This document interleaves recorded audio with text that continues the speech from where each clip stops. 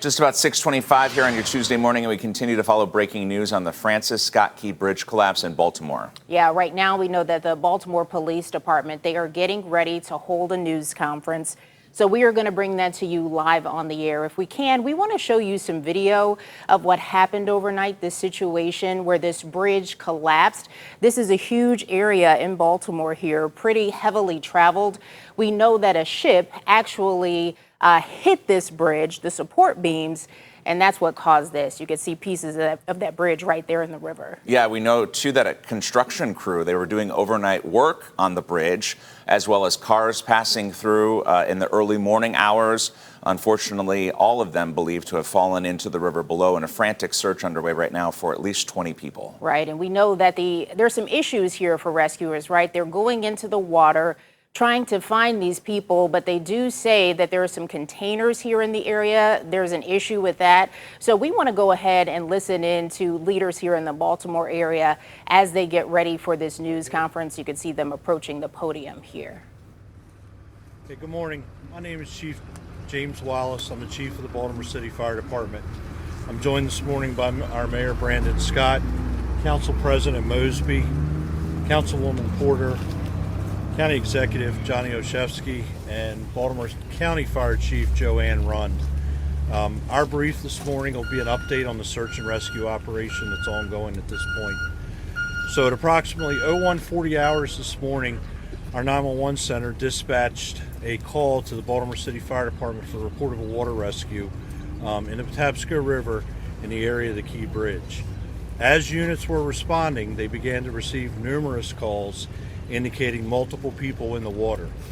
At some point during that chain of events of calls, we began to receive indications that a ship may have struck the Key Bridge.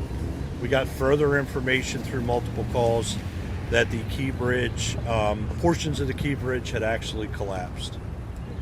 At about 0150 hours, our first unit arrived on scene and reported a complete collapse of the Key Bridge. We were also given information at that time that there were likely multiple people on the bridge at the time of the collapse, and that as a result, multiple people were in the water. We were able to remove 2 people from the water. One individual refused service and refused transport. Essentially, that person was not injured. However, there was another individual that's been transported to a local trauma center that is in very serious condition.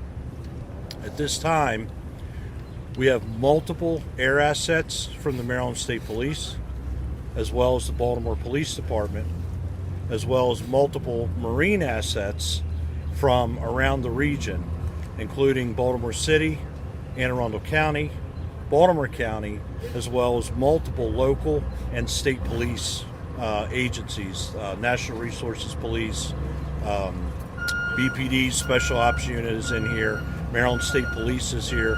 We have multiple resources.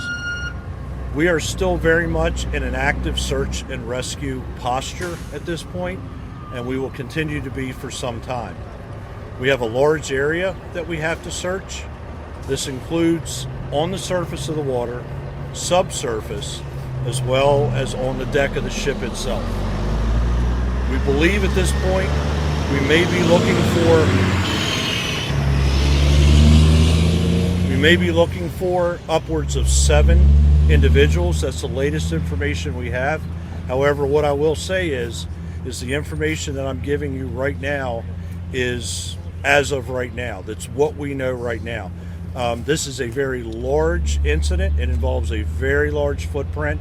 Multiple agencies are operating, therefore information is subject to change as we get more intel and as our crews work through the morning.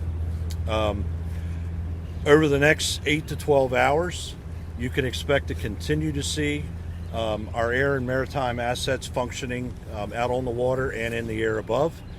We need to do damage assessment of the ship itself before we can board that ship.